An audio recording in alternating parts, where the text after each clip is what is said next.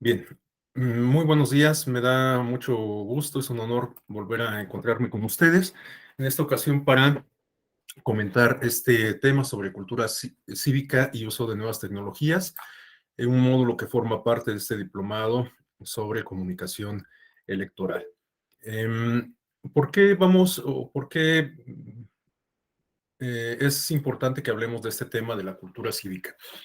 Bueno, en realidad lo que vamos a hacer es comentar algunas nociones sobre ciudadanía desde un punto de vista amplio y vamos a comentar cómo es que un medio para la formación ciudadana tiene que ver justamente con la detonación de procesos de pedagogía política y social, que no son otra cosa sino mecanismos para la construcción de una cultura política en particular. En este caso, bueno, pues el ideal que tendríamos que perseguir es el de una cultura política democrática. En este sentido, no es que no se hayan hecho esfuerzos sobre formación ciudadana, sobre justamente edificación de una cultura política democrática a lo largo del tiempo, no desde los años 90 que nos colocamos en este periodo de transición a la democracia, sino incluso antes, podemos advertir esfuerzos que se inscriben en esta pretensión. Sin embargo, en distintos momentos podemos igualmente identificar que estos esfuerzos se han visto marcados por algún matiz en específico que quizás no cumple del todo con este propósito de construir una auténtica cultura política democrática. En tal sentido, vamos a revisar entre el día de hoy y el día de mañana, les digo, algunas nociones conceptuales sobre la cultura política democrática, sobre formación ciudadana, sobre educación cívica y también cómo es que se ha impartido por parte del Estado mexicano esta asignatura, cómo se han impartido estos temas, cómo son algunos de los esfuerzos que se han llevado a cabo por el Estado en México. ¿Y por qué vamos a discutir todo esto? Bueno, quizás debí de haber comenzado por ahí, porque quizás como lo hemos visto a lo largo del diplomado, la comunicación digital que está teniendo lugar hoy en día, no solo en México, sino alrededor del mundo, y que encuentra en la comunicación política una vertiente interesante, resulta un tanto compleja, o más bien bastante compleja, esta conversación digital, y al mismo tiempo puede que esa complejidad se deba a que pues no es otra cosa sino un reflejo de la sociedad en el mundo físico, de la realidad política, de la realidad social, etcétera. De tal suerte que estas discusiones tan acaloradas, tan belicosas, beligerantes, que suelen suscitarse en el ámbito de las redes sociales, quizás no sea otra cosa sino una manifestación de las precariedades justamente de la cultura política democrática que puede tener una sociedad. Entonces, justamente por eso es que nos pareció importante abordar este tema de la cultura cívica a la luz del uso cotidiano que hacemos de las nuevas tecnologías y naturalmente de la comunicación que circula a través de estas nuevas tecnologías, en particular las redes sociales. Bueno, estas consideraciones solo para poner en contexto, para justificar la pertinencia de este tema. Y bueno, pues para entrar propiamente en materia. Sin duda, la educación cívica es un elemento fundamental. La construcción de una cultura política democrática es igualmente un elemento sine qua non. Podemos aspirar a contar con una democracia consolidada y a una democracia y contar con una democracia sustantiva, ¿no? Democracia que trascienda lo electoral y que implique una forma de convivencia guiada justamente por valores, principios, hábitos democráticos, ¿no? Bueno, vamos a comenzar con la exposición propiamente y en este sentido, eh, primero que nada planteo una pregunta detonante sobre qué es lo que significa ser ciudadano o ciudadana en una democracia. Ya les adelantaba que el propósito es que discutamos una noción amplia de ciudadanía que no se limite exclusivamente a el ámbito electoral. Si lo pensamos en una dimensión amplia, el concepto de ciudadanía no es equivalente al 100% al concepto de electores, ¿no? Electores o electoras. Naturalmente, en una democracia formal, que se refiere a este conjunto de reglas, de mecanismos que nos permiten la renovación del poder público de manera periódica, en donde las decisiones de quienes representan los intereses de la colectividad son una responsabilidad que recae en todos los integrantes de la comunidad política, es decir, en las y los ciudadanos. Bueno, si bien esa democracia es el piso mínimo al cual tendríamos que aspirar, pues digamos que es como el primer paso de una democracia, digamos, en términos sustantivos. Una democracia que no solamente tenga este matiz instrumental, sino, como lo comentaba hace rato, implique una forma de interacción entre las personas con determinados matices, con determinadas características, ¿no? Bueno, en este sentido, entender la ciudadanía en un contexto de democracia sustantiva implica asumirnos no solamente como votantes, sino como sujetos de una comunidad política que en esa medida nos constituimos como agentes del cambio político. Y esto me parece sumamente importante porque a veces consideramos que lo que hacemos en la vida pública no tiene mucha trascendencia, que no tiene mucho sentido, por ejemplo, que participemos en las elecciones porque, bueno, pues los resultados ya están dados de manera anticipada, hay acuerdos políticos que los definen, no tiene mucho sentido que colaboremos a no ensuciar las vialidades, porque pues todo el mundo lo hace, el hecho de que nosotros lo dejemos de hacer no va a significar ninguna diferencia, etcétera. Y lo cierto es que pues esto no necesariamente es así, ¿no? De hecho, justamente en la medida en que nosotros nos comportemos de determinada forma, que tengamos una acción determinada, pues puede tener un impacto significativo en la colectividad, ¿no? En el todo. Entonces, bueno, esto, reitero, me parece sumamente importante porque implica identificarnos como agentes del cambio político, del cambio social, etcétera. Bueno, pero para irnos por partes, quisiera compartir en primer término esta información que se refiere, digamos, a la versión más básica de la ciudadanía, es decir, a entender esta categoría desde un punto de vista estrictamente legal.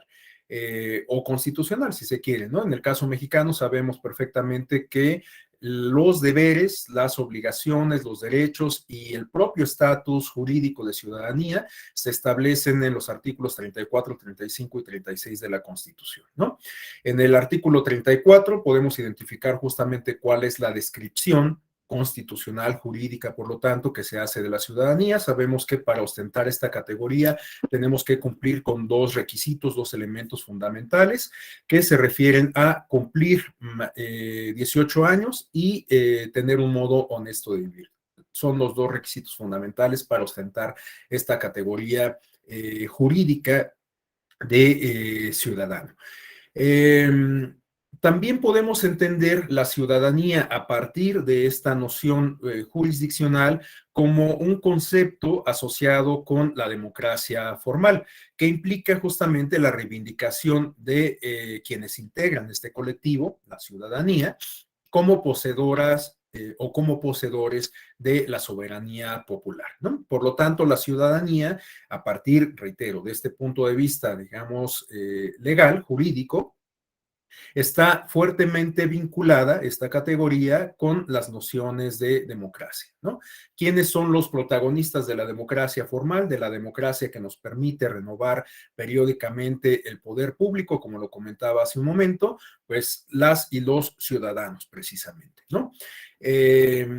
Sin embargo, les decía que la idea es que pensemos en un concepto de ciudadanía que trascienda justamente esta noción jurídica y que implique o que podamos identificar varias de las implicaciones de la ciudadanía vista en estos términos amplios, integrales, ¿no?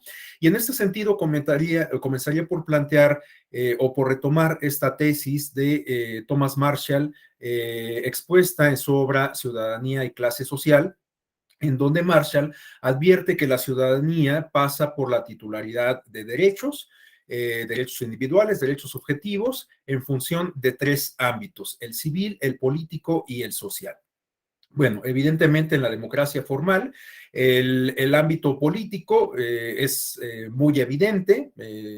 Quienes ostentamos la categoría de ciudadanos, de ciudadanas, podemos participar en el ámbito político, justamente en la toma de decisiones que implican, por ejemplo, la designación de representantes, pero también en otro tipo de toma de decisiones, a partir de la utilización de mecanismos de participación ciudadana directa, como pueden ser la consulta, el plebiscito, el referéndum, el parlamento abierto, el cabildo abierto, quizás las candidaturas ciudadanas incluso, el presupuesto participativo, entre otros. Todos estos mecanismos nos permiten ser partícipes de las tomas de decisiones, o por lo menos de algunas decisiones en específico, ¿no?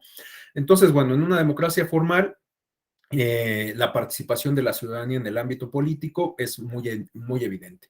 Pero también podemos identificar, a partir de esta teoría planteada por Marshall, dos ámbitos adicionales: uno que tiene que ver más con cuestiones sociales, digamos que se refieren, o podríamos, es una interpretación propia, podríamos relacionar con el ámbito, digamos, de la cotidianidad, en donde podemos advertir que nos relacionamos con las personas, o es posible relacionarnos con las personas, con nuestros pares, a partir de estas nociones democráticas que yo comentaba hace rato, ¿no?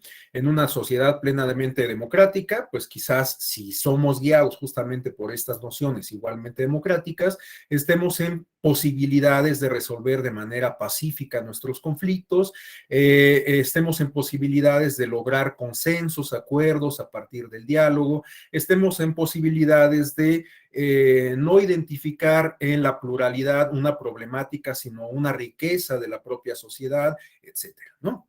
Bueno, en este sentido, podemos advertir que los valores, principios, prácticas, habilidades, competencias democráticas pueden tener una forma específica de influir en la manera en que nos relacionamos en el ámbito estrictamente social, ¿no?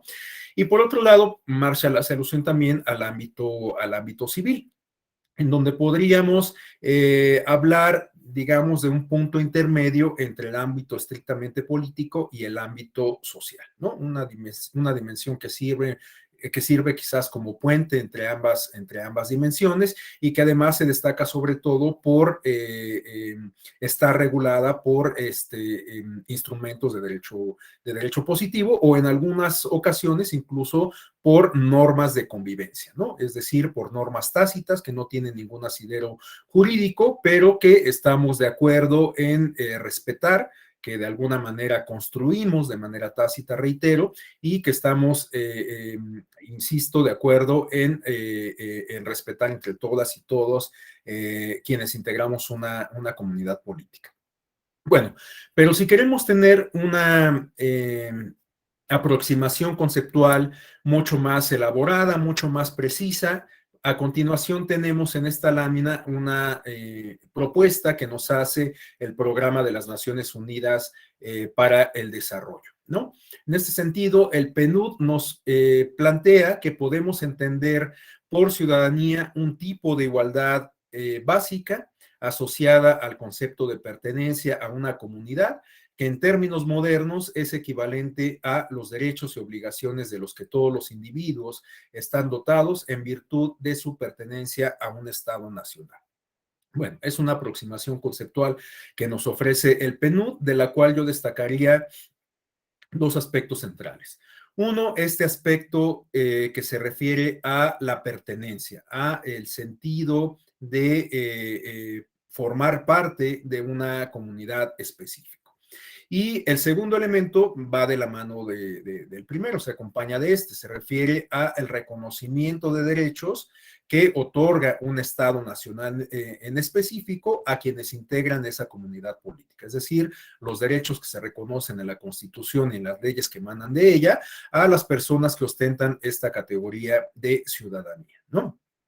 Ahora, Hoy en día esta visión quizás está también un tanto superada a la luz de fenómenos como la globalización y a la luz también de experiencias prácticas como la que nos plantea la Comunidad Europea. Ustedes saben que los países que integran la Comunidad Europea, pues evidentemente reconocen la ciudadanía de las personas que radican y que jurídicamente cumplen con los requisitos para ostentar esta categoría, pero además cada una de estas personas que forman parte de o que habitan en uno de estos estados-nación que integran la Comunidad Europea, a la vez son entendidos como ciudadanos de esa colectividad más amplia, ¿no? Como ciudadanos de la Comunidad Europea precisamente.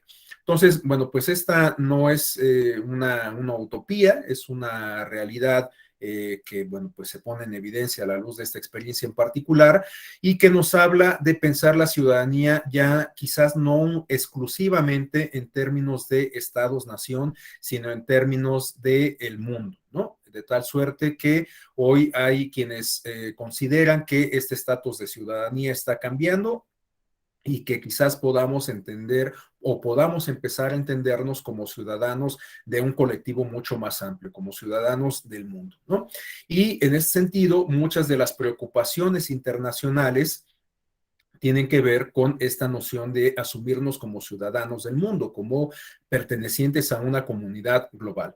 Lo que ocurre actualmente en la guerra entre Rusia y en Ucrania nos ocupa a todos ante los riesgos de una posible guerra de mayor escala, con todas las implicaciones que ello conlleva en términos de vulneración de derechos, en términos de violencia, en términos de desplazamiento forzado, en términos económicos, en términos de daño a el medio ambiente, etcétera. Bueno, todas estas preocupaciones no son otra cosa, sino justamente una manifestación de esta dimensión de la ciudadanía que ha ido creciendo y que hoy nos permite justamente asumirnos como parte de una comunidad global, ¿no?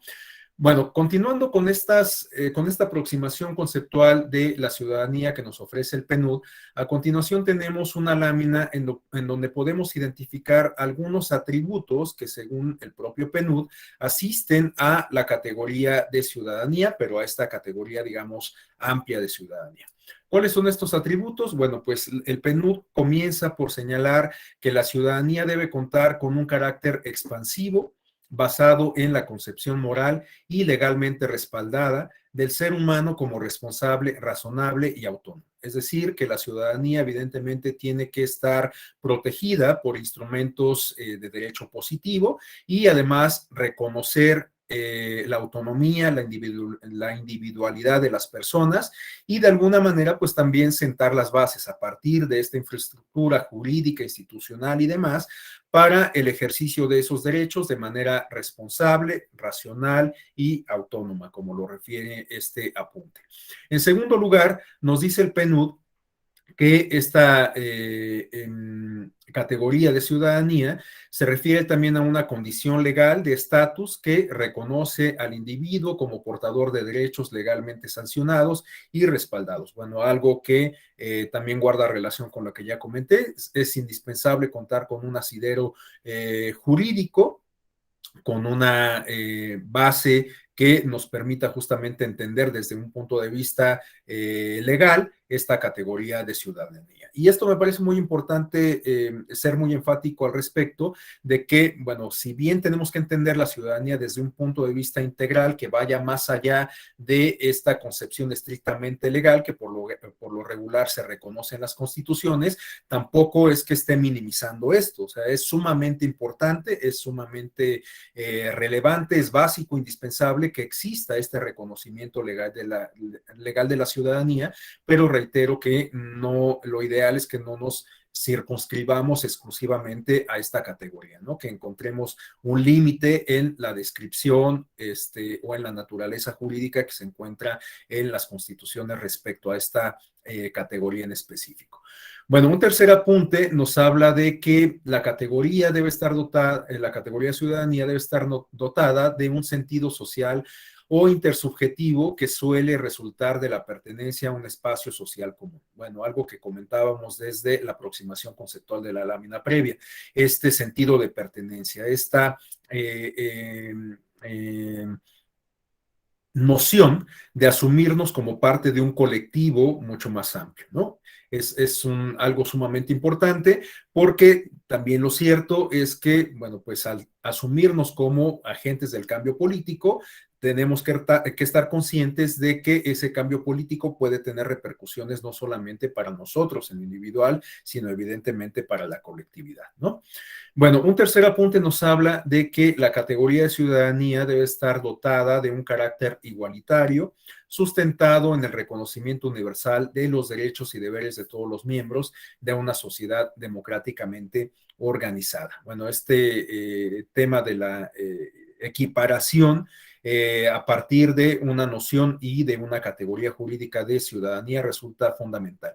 Sabemos que en la práctica, justamente a partir de esta categoría jurídica de ciudadanía, al momento que somos convocados a las urnas, adquirimos justamente este estatus de equiparación de igualdad. Ningún voto vale más que otro. Absolutamente todas las personas que ostentamos la categoría de ciudadanía podemos acudir a las urnas a manifestar nuestra voluntad. Nuestro voto vale exactamente lo mismo que la persona más rica del mundo. Lo mismo vale el voto del hombre que de la mujer o de una persona con una identidad no binaria. Lo mismo vale el voto de los jóvenes que recién cumplieron 18 años que de las personas con discapacidad, etcétera. Entonces, bueno, esta categoría de ciudadanía de alguna manera nos equipara y esto lo podemos advertir en la práctica cada vez que somos convocadas a las urnas. Por otro lado, nos habla el PNUD también que esta categoría de ciudadanía debe estar dotada de un factor, de un elemento de inclusividad ligada al atributo de nacionalidad que implica la pertenencia de los individuos a los estados nacionales. Bueno, les decía que quizás esto hoy en día está siendo cuestionado a la luz de la globalización, a la luz del uso de las nuevas tecnologías, entre otras cuestiones. Y por último, tenemos que la ciudadanía debe estar igualmente dotada de un carácter dinámico, contingente y abierto, en tanto producto y condición de luchas históricas, por enriquecer o menguar su contenido y aumentar o disminuir el número de aquellos a los que se reconoce. ¿De qué nos habla este apunte? Pues justamente de que la ciudadanía no es una categoría pétrea, no es una categoría cerrada, es una categoría que puede ser, digamos, un tanto ambivalente o cambiante por lo menos, que se puede modificar en atención a el propio cambio político, en atención a cada contexto.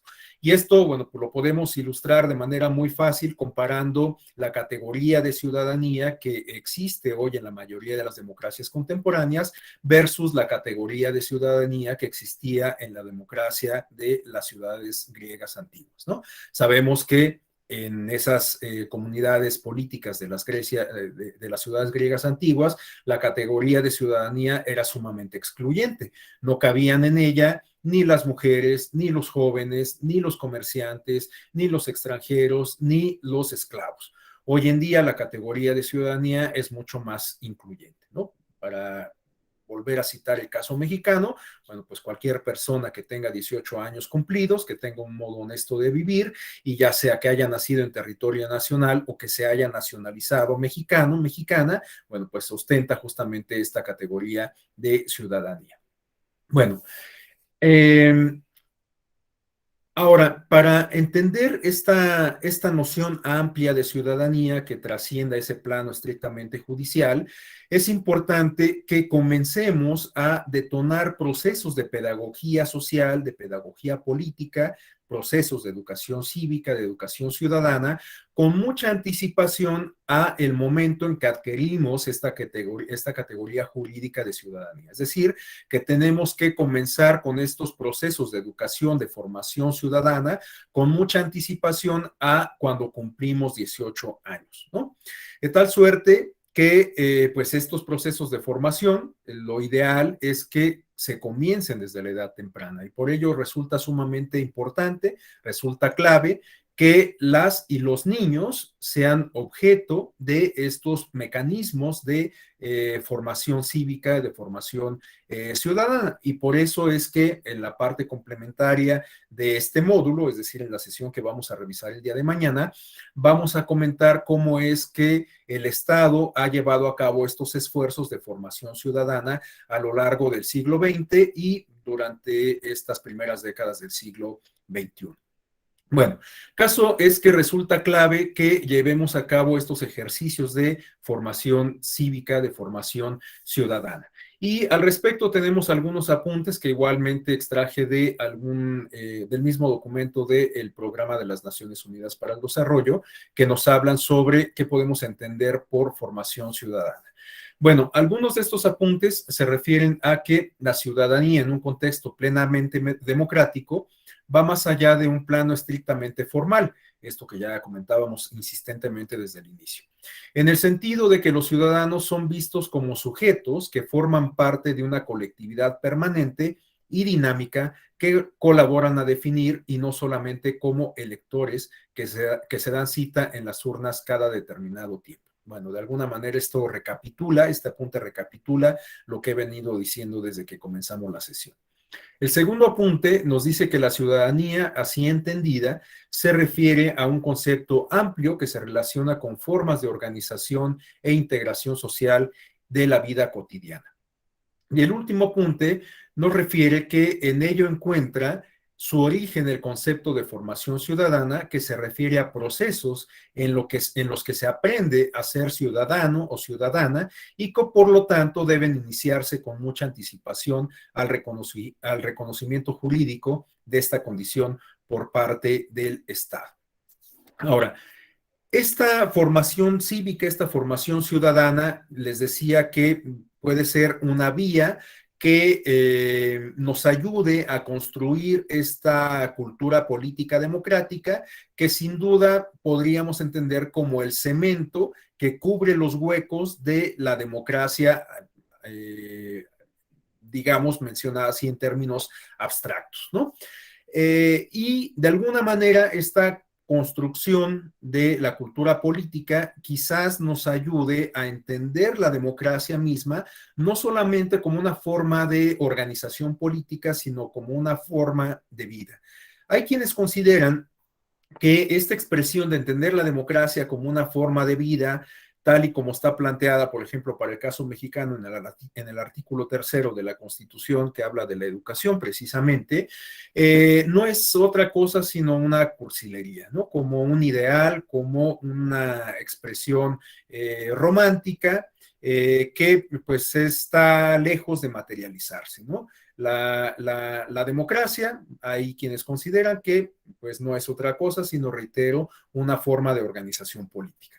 Pero a mí me parece en lo particular que estas percepciones sobre la democracia, pues quizás sean un tanto limitadas. Si lo pensamos un poco, incluso desde la academia podemos advertir algunas categorías que nos hablan justamente de cómo la democracia puede ser percibida también como una forma de vida, ¿no?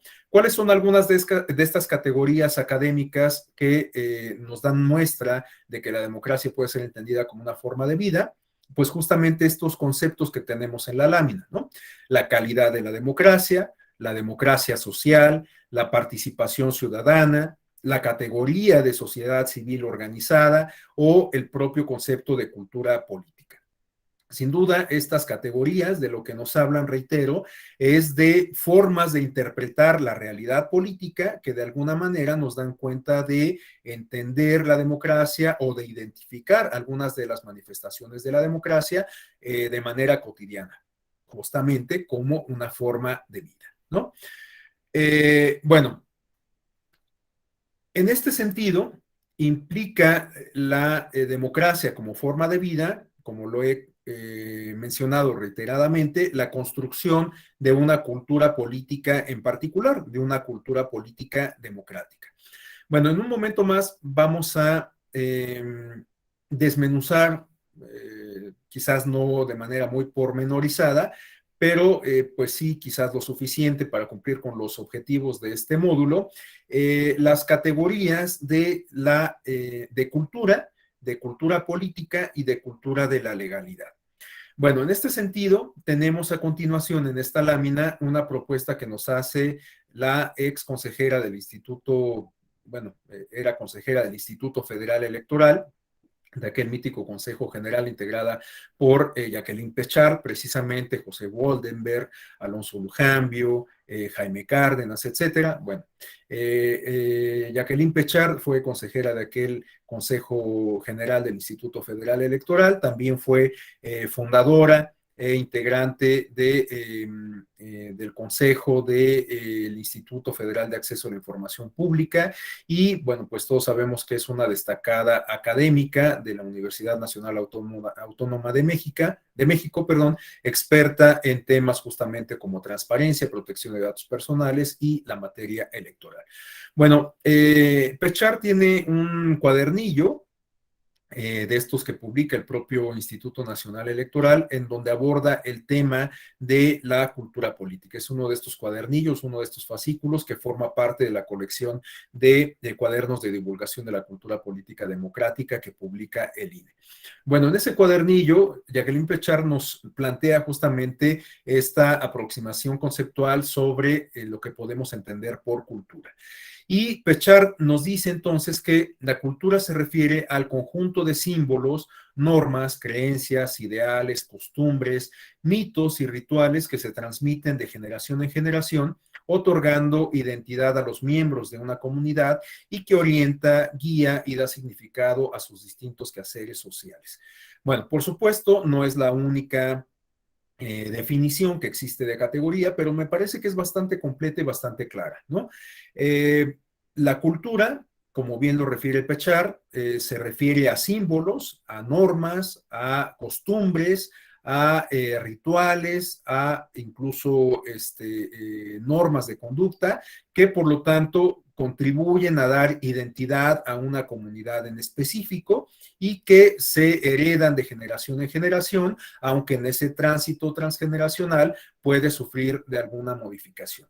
Y esto es lo que nos permite justamente incluir en esta categoría de cultura, por ejemplo, el folclore o, por ejemplo, las tradiciones, como para el caso mexicano puede ser, pues no sé, las posadas, el Día de Muertos, la gastronomía, bueno, pues todas estas son manifestaciones de la cultura mexicana, precisamente que nos da identidad, que nos hace sentir orgullosos, que nos ayuda a entender nuestro pasado, por desgracia no siempre aprendemos del pasado y a veces proponiéndoslo o no, pues vislumbramos algunos horizontes como de retroceso, ¿no? Esto lo comento porque pues, hoy nos amanecimos con la noticia de que el titular del Ejecutivo finalmente va a presentar la reforma constitucional en materia electoral que plantea el retroceso o el retomar, para utilizar una expresión más neutra, el retomar algunos esquemas de la función y del andamiaje institucional electoral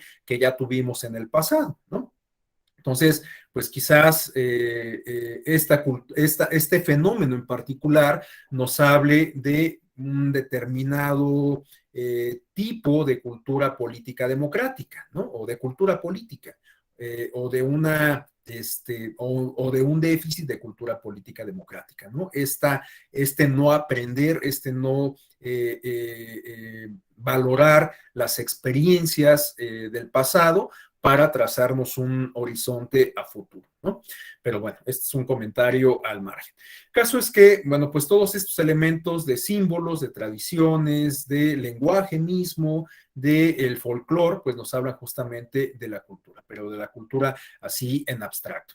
Ahora, para aterrizar esta noción de cultura a el ámbito estrictamente político, bueno, aquí tenemos otra aproximación conceptual de cultura, igual en términos abstractos, que nos ofrece Néstor García Canclini, un antropólogo chileno de mucho prestigio en toda la región latinoamericana, que pues básicamente se retoma algunos de los elementos igualmente planteados por Pechard, ¿no? Pero les decía, para ir aterrizando esta noción de cultura en términos abstractos ya a un ámbito más concentrado, que es el de la política. Bueno, pues a continuación tenemos una aproximación conceptual sobre cultura política que nos ofrecen tanto un académico de nombre José Luis Gutiérrez Espíndola, que también tiene una larga experiencia en el servicio público, sobre todo abordando temas de educación. Fue en algún momento director de educación cívica en el Instituto Nacional Electoral, bueno, de capacitación y educación cívica del INE, bueno, en ese momento IFE, y también ha ocupado cargos importantes en la Secretaría de Educación Pública. Bueno, estas aproximaciones nos las ofrece este autor, quien nos habla de que la cultura política se refiere al conjunto de percepciones, creencias y convicciones socialmente compartidas que conforman una suerte de código de interpretación que permite a grupos específicos entender la política de una determinada manera. Desde esta perspectiva, continúa el autor, no es dable afirmar que un país tiene más cultura política que otro, puesto que el concepto no es en sí mismo una escala, sino una forma para describir un aspecto de la vida social o política. En este sentido, bueno, yo coincido completamente con este planteamiento. La cultura política no es, digamos, una regla que nos permita advertir qué país tiene más cultura política o qué país tiene menos cultura política. En realidad, la cultura política es una categoría que, como bien lo refiere el autor, nos permite interpretar la manera en que se relacionan los integrantes de una comunidad política, de tal suerte que la cultura política puede ser democrática o incluso puede ser autoritaria, ¿no? De hecho, en muchas ocasiones, la cultura política encuentra su déficit o la cultura política que aspira a ser democrática encuentra su déficit justamente en estos resabios que ha dejado tras de sí la cultura política autoritaria. Para no ir lejos, podemos citar el caso de México. En el caso de México, sabemos que durante más de 7 décadas vivimos un régimen que podríamos clasificar como autoritario, no como totalitario, pero sí como autoritario. ¿Por qué? Pues porque no había competencia electoral efectiva, porque el sistema electoral estaba de alguna manera diseñado para preservar ese status quo, porque en este sentido había una fuerza electoral que era dominante y que ganaba en su mayoría todas las elecciones y que incluso llevó a un politólogo muy reconocido, Giovanni Sartori, que todas ustedes seguramente identificarán, a acuñar el concepto del sistema de partidos hegemónico. La experiencia mexicana y la experiencia polaca son las que sirvieron de referencia a Sartori para acuñar esta categoría que él plantea en su teoría de sistema de partidos, ¿no? De partidos y sistema de partidos. Bueno, en este sentido, a lo largo de esas décadas, pues también lo que tuvimos fue la construcción de una cultura política no democrática, quizás más bien una cultura política autoritaria. Y hoy que estamos ya inscritos en un periodo por lo menos de tránsito, hay quienes consideran, yo comparto esta opinión, que estamos más bien en una etapa de consolidación en donde la democracia puede ser incluso más vulnerable. Bueno, en estas etapas, lo que podemos advertir es justamente unos resabios que dejó tras de sí esta cultura política autoritaria que estuvo presente durante muchas décadas del siglo XX, ¿no? Y que de alguna manera condiciona justamente la forma en que nos relacionamos con nuestros pares, ¿no? Esta forma de, o bueno, podemos identificar muchas formas en que se manifiesta esta cultura política democrática.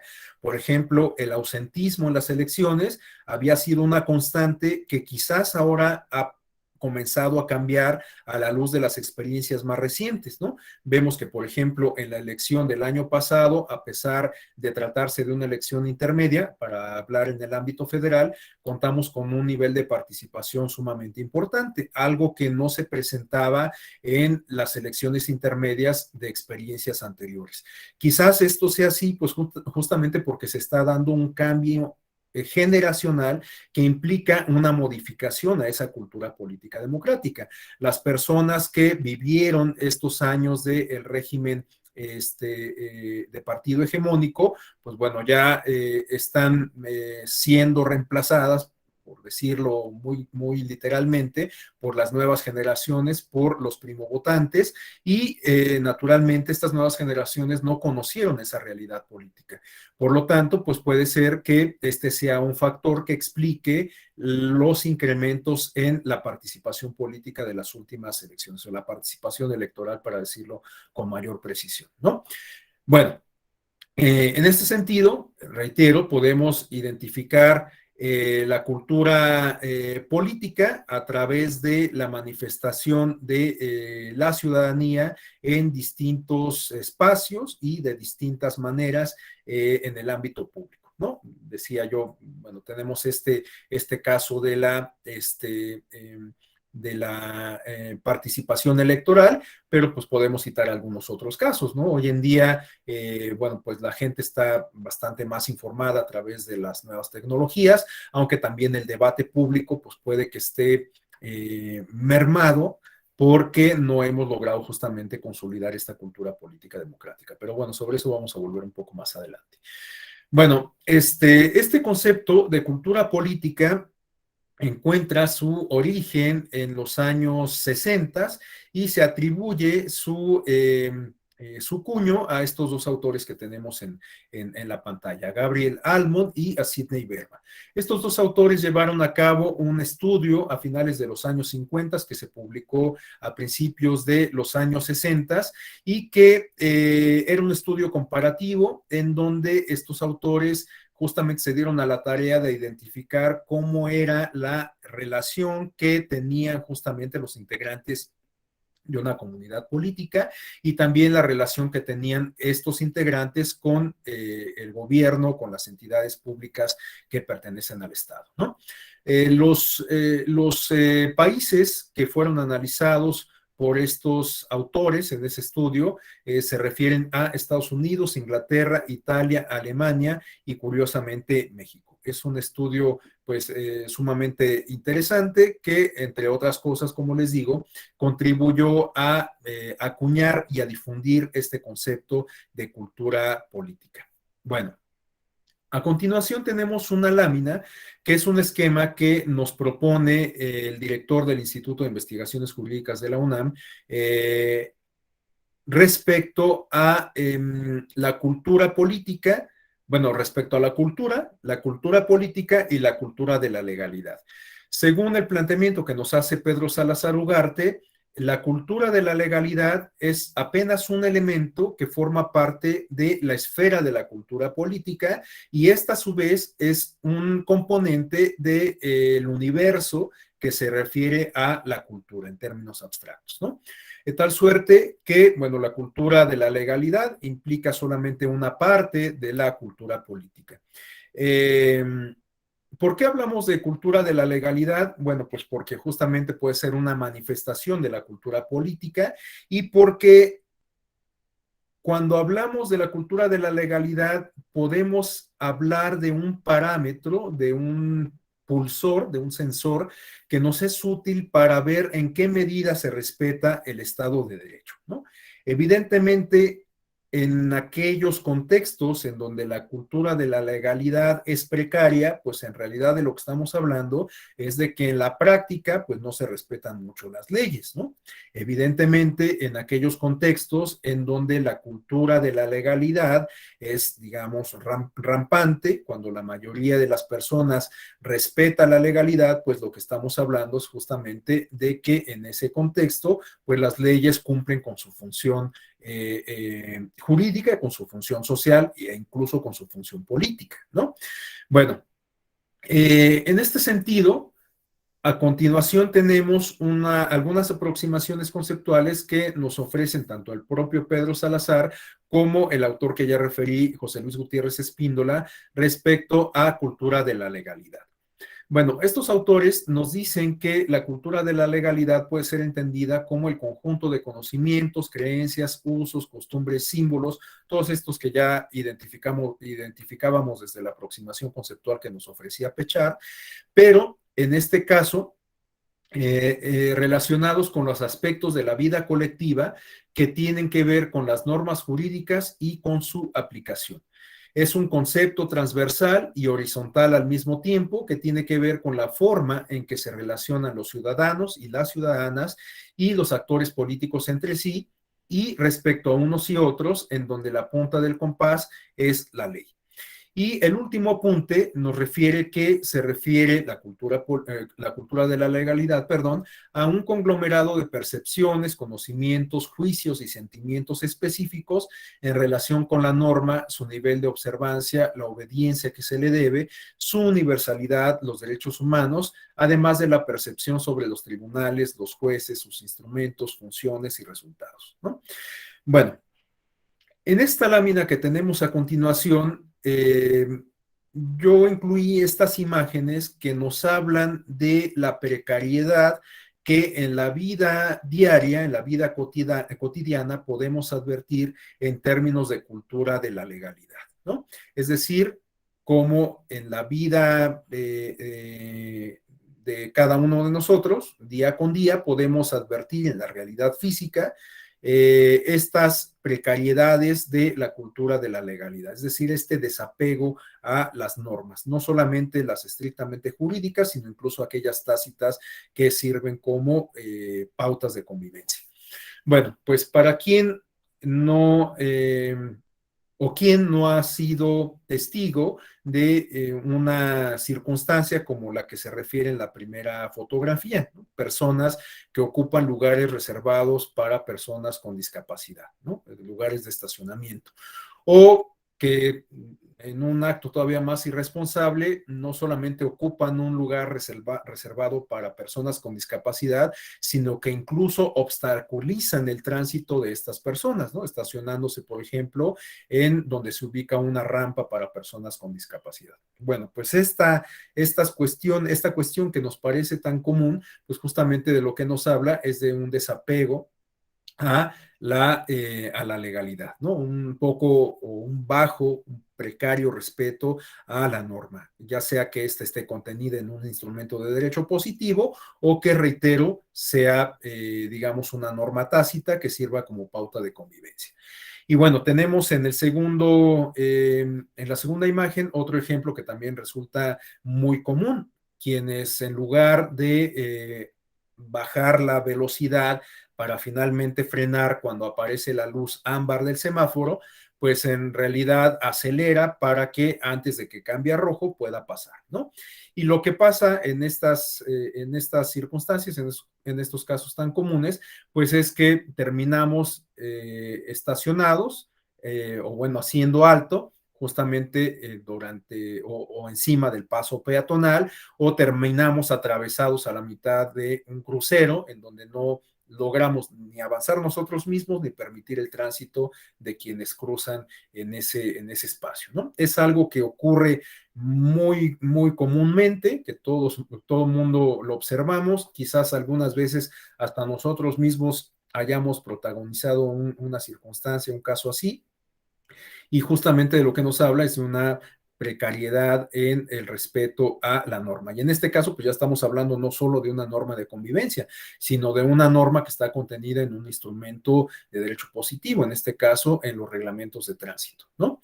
Y bueno, tenemos en la parte de abajo de la lámina un caso o una circunstancia, una situación bastante más cruda que se refiere a la violencia, ¿no? La violencia, en este caso es una imagen que nos habla de violencia doméstica, de violencia intrafamiliar, que pues a todas luces también nos habla de una cultura política y de una cultura de la legalidad bastante precaria, en donde no se toman en consideración los derechos de las personas, ¿no? En donde pues se soslaya justamente este aspecto de los derechos, este tema, este paradigma que resulta crucial en una democracia, bueno, pues se soslaya y en muchas ocasiones pues se atenta incluso contra la integridad de las personas, no digamos ya sobre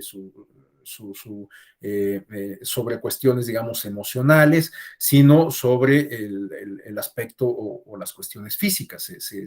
Se violenta, se trastoca físicamente a las personas, ¿no? Y reitero, pues esto de lo que nos habla justamente es de cómo no podemos aprender a resolver nuestras diferencias, nuestros problemas, a canalizar nuestras frustraciones de una manera pues más afín a un contexto democrático, ¿no? Sino que recurrimos a las formas más salvajes, más primitivas para dar cauce justamente a esas emociones. Y bueno, en la última lámina tenemos un ejemplo que pues, puede ser muy trivial, pero que también nos da cuenta de cómo, pues incluso en estas cuestiones pues más triviales, podemos advertir también un poco o manifestaciones de poco apego a la regla, ¿no? A la normatividad. En este caso, pues estamos hablando de un jugador que se tira un clavado, bueno, para quienes son fanáticos o que les gusta el fútbol, no necesariamente que sean fanáticos, pero que les gusta el fútbol, pues sabrán que esta imagen ha generado mucho escozor en México, pues porque justamente implicó que se le marcara un penalti en contra en el Mundial de Brasil a la selección mexicana y que limitara las posibilidades de trascender a la siguiente instancia, ¿no? Un partido que se jugó con Holanda, que se estaba jugando bastante bien, pero que pues a partir de esta circunstancia pues quedamos fuera del Mundial, ¿no? Bueno, esto es algo que ocurrió en esa experiencia en particular en el Mundial, pero que podemos advertir prácticamente cada 8 o cada 15 días, no solo en la Liga Mexicana, sino en cualquier otra liga del mundo, ¿no? Esta pretensión que tienen algunos jugadores de engañar al árbitro y de, pues justamente, trastocar de alguna manera las reglas del juego limpio, del fair play, ¿no? Entonces, ¿cuál es el resultado de esto? Pues que finalmente puede que un equipo gane, que se imponga a su oponente, pero para decirlo con toda claridad, a través de una trampa, ¿no? De una conducta infractora. Hoy, para concluir con este ejemplo hipotético, bueno, pues se están apoyando las marcaciones del arbitraje con el VAR, ¿no? Con esta revisión que se hace, pero no es que se haya, digamos, resuelto de fondo esta circunstancia y además que pues en el fondo se refiere justamente a esta, ¿no? A la intención que tienen los jugadores de trastocar las normas y de engañar al árbitro y de ganar con conductas infractoras. Bueno, entonces podemos advertir a partir de estos ejemplos cómo en la vida cotidiana podemos observar este desapego a las normas, incluso en los ámbitos más triviales que podamos imaginar, ¿no? Pero bueno, hablando estrictamente en términos de cultura política, de cultura de la legalidad, bueno, pues si bien cada uno de nosotros podemos identificar estas experiencias como las que acabamos de citar, lo cierto es que hay ciertas mediciones que nos dan cuenta de pues en dónde estamos parados en términos de cultura política, de cultura de la legalidad, ¿no? Estas mediciones bueno, pues han sido realizadas por distintas instituciones, organismos, no solamente en el ámbito nacional, para hablar de México, sino también en la región latinoamericana. Es el caso, por ejemplo, de Latinobarómetro, quien publicó su informe más reciente apenas en el año 2020. Seguramente en el año 2023 vamos a tener el informe actualizado. Pero bueno, reitero, para el caso mexicano contamos con muchos barómetros que dan cuenta justamente de ese pulso respecto a cultura política y de apego a la legalidad que existe en nuestro país. En tal sentido, podemos referir la encuesta nacional de cultura cívica, que era un ejercicio que llevaba a cabo la Secretaría de Gobernación, pues desafortunadamente ya no la realiza. Si no me equivoco, las emisiones de este ejercicio datan del año 2006, 2009 y 2012, y a partir del 2012 ya no se volvió a realizar esta ENCUP. También podemos citar la encuesta nacional, la ENCUP es la Encuesta Nacional de Cultura Cívica, la encuesta Nacional de Cultura Política, perdón, y la Encuesta Nacional de Cultura Cívica es el ejercicio que llevó a cabo recientemente el Instituto Nacional de Estadística y Geografía, el INEGI, en colaboración con el INE, y que data del año 2019. Este estudio es la Encuesta Nacional de Cultura Cívica, la ENCUCI.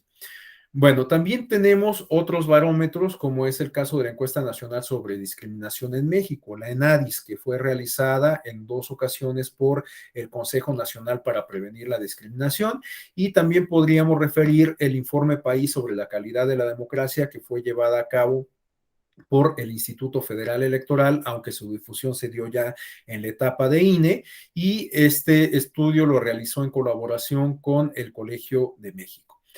Bueno, estos barómetros, les digo, nos sirven como para identificar en dónde estamos parados en términos de cultura política, en términos de cultura de la legalidad, etcétera. Y bueno, aun cuando los datos de todos estos estudios son sumamente interesantes, quizás el que revista mayor importancia pues sea el más reciente, el de la ENCUCI, la Encuesta Nacional de Cultura Cívica 2020, llevada a cabo por el INE. En este sentido, en las siguientes láminas vamos a identificar, a comentar algunos datos que emanan de este estudio, pues justamente como para tener pues un diagnóstico muy somero de dónde estamos parados en términos de cultura política en nuestro país. Bueno, tenemos en primer término que la ENCUCI da cuenta de que alrededor del 55.8% de la población de 15 años y más declaró estar muy interesada o preocupada por los asuntos del país. 63% de la población de 60 años y más declaró estar muy interesada o preocupada por los asuntos del país, igualmente, ¿no?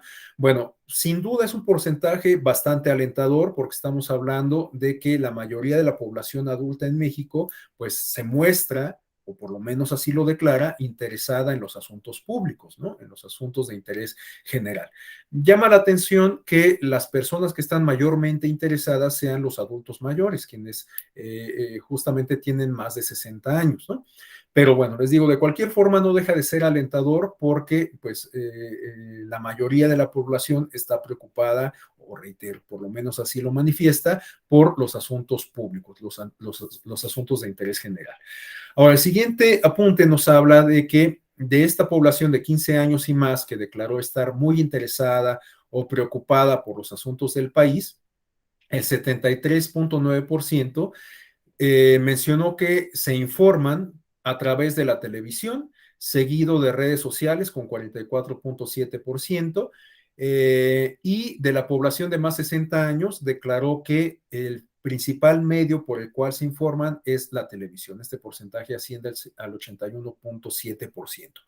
Bueno, este dato resulta sumamente interesante a la luz de la comunicación política y sobre todo a través o a partir de la comunicación o tomando como referencia la comunicación política digital, porque hay quienes consideran que hoy en día ya hemos transitado hacia la comunicación política digital enteramente y justamente este apunte de lo que nos da cuenta es de que ese tránsito no lo hemos concluido y de que la televisión sigue siendo el medio de comunicación por antonomasia para la mayoría de la población.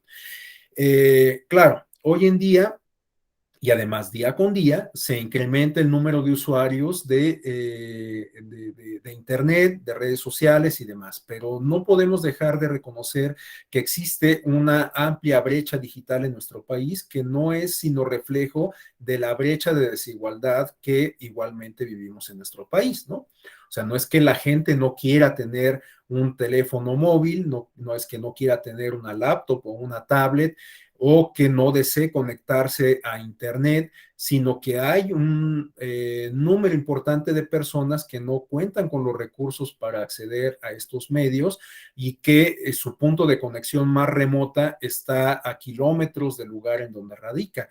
Si hoy hablamos de gente que tiene que caminar 8 o 12 kilómetros cargando cubetas de agua para llevarla a su domicilio, pues imagínense las condiciones o mejor dicho, el tiempo que vamos a tardar para que esas personas tengan acceso a el mundo digital, ¿no? Bueno, entonces, hoy en día, reitero, a pesar de que las nuevas tecnologías van ganando terreno, a pesar de que día con día tenemos más usuarios, más usuarias de Internet y redes sociales, lo cierto es que un amplio número de la población todavía no tiene acceso a estas nuevas tecnologías y además podemos advertir a la luz de estos datos que mucha gente sigue prefiriendo la televisión como el principal medio de comunicación.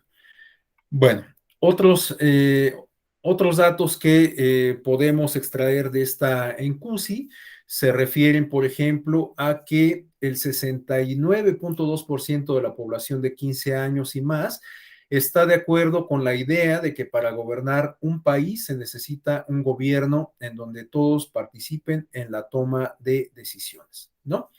Bueno, ahí tenemos distintas opciones de respuesta que se daban a la encuesta.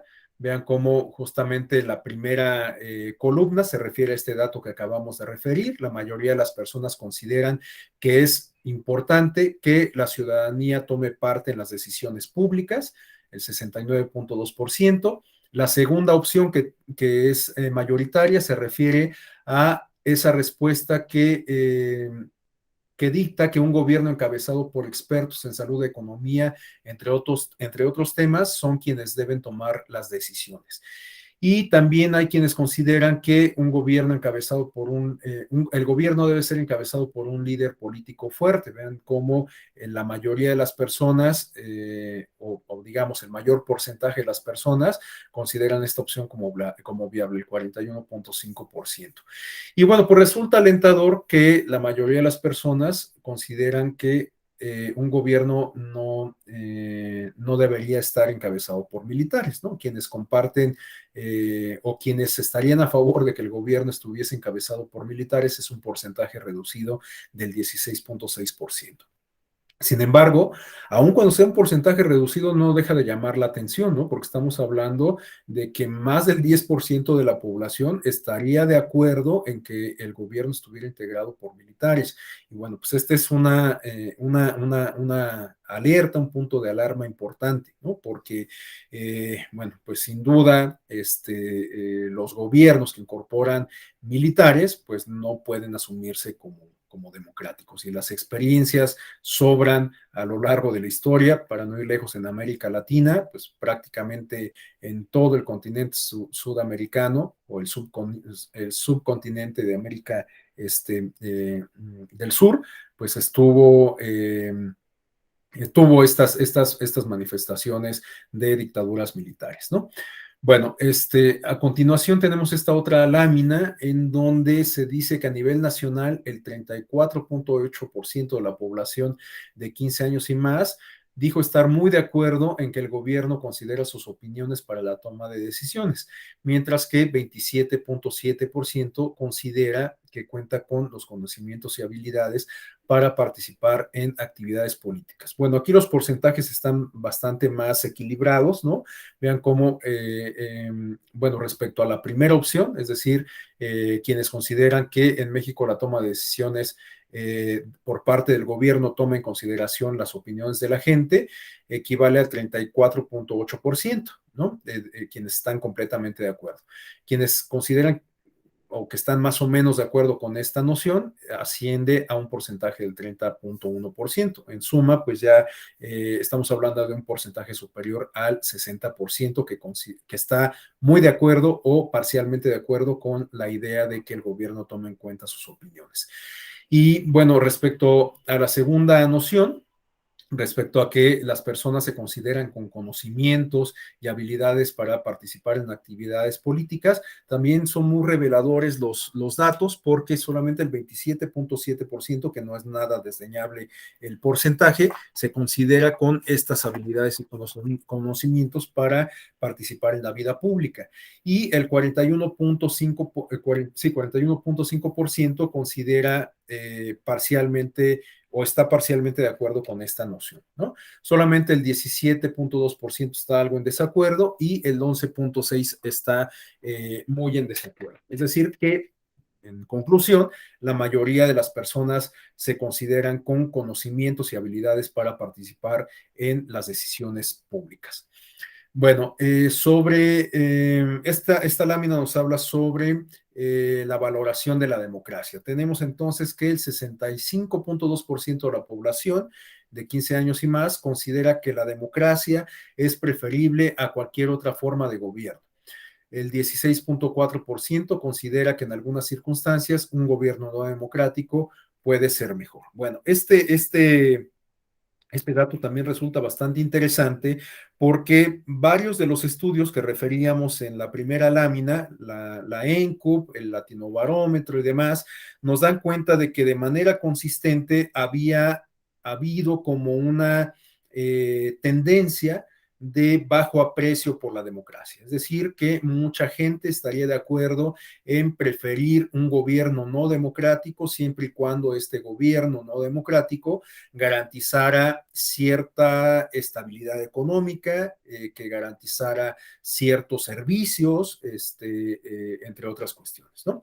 Esta es una tendencia que les digo se había mantenido a lo largo del tiempo, no solamente en México, sino en la región latinoamericana y sin duda pues esa es una preocupación constante. En este sentido pues resulta bastante alentador que de acuerdo a esta medición que ahora podemos advertir en Encusi, una buena parte de la gente prefiere la democracia a cualquier otra forma de gobierno. Sin embargo, pues no deja de preocupar igual ese 16.4% que estima que en algunas circunstancias un gobierno no democrático puede ser mejor, ¿no? Bueno, este, adelante, Juan Miguel. Maestro, ¿pudiera ser que ese porcentaje sea de ciudadanos que estén molestos con la política o el sistema democrático actual? Sí, sin duda también puede ser una interpretación, por supuesto, ¿no? Puede ser una interpretación. Y esto también de lo que nos habla justamente es de pues las características de la cultura democrática.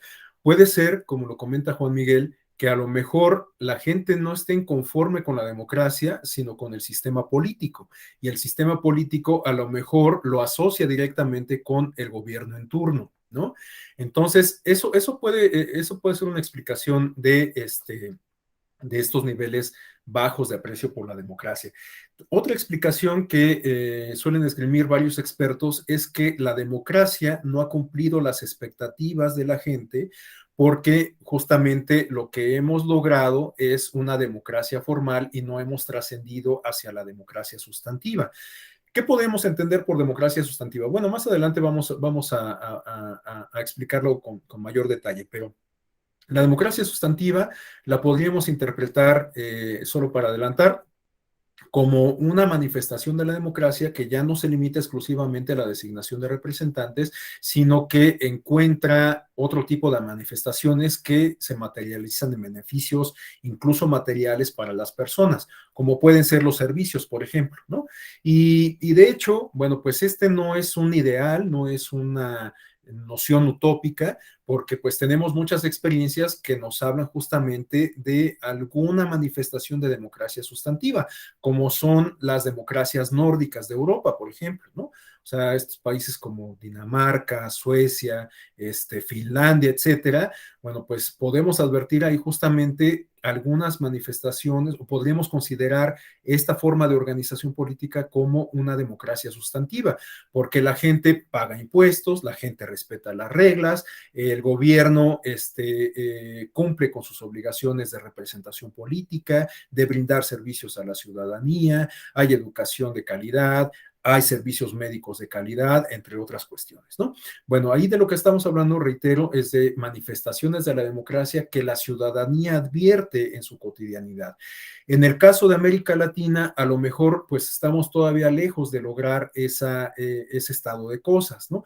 Y precisamente por ello puede ser que la gente se sienta decepcionada con las democracias, ¿no? O sea, a lo mejor un buen número de la población de México y de América Latina, bueno, pues considera positivo que podamos votar en cada elección, pero si la democracia no me garantiza mejores condiciones laborales, mejores condiciones de ingreso, un mejor servicio de salud, un servicio de transporte público de calidad, pues a lo mejor la democracia no está cumpliendo con mis expectativas. Ahora, también hay que tomar en consideración que la democracia hay cosas que en sí misma, pues es difícil que cumplan, ¿no? Por ejemplo, tenemos el caso de Costa Rica, que es un país que tiene altos índices de calidad democrática, altos índices de participación, es un sistema político bastante interesante en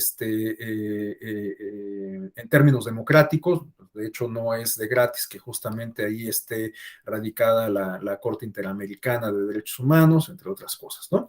Entonces, bueno, es un país que podríamos considerar bastante democrático, pero que no tiene recursos económicos destacados, no es una de las economías más importantes del mundo, ni de lejos está cerca de obtener un estatus de esta naturaleza.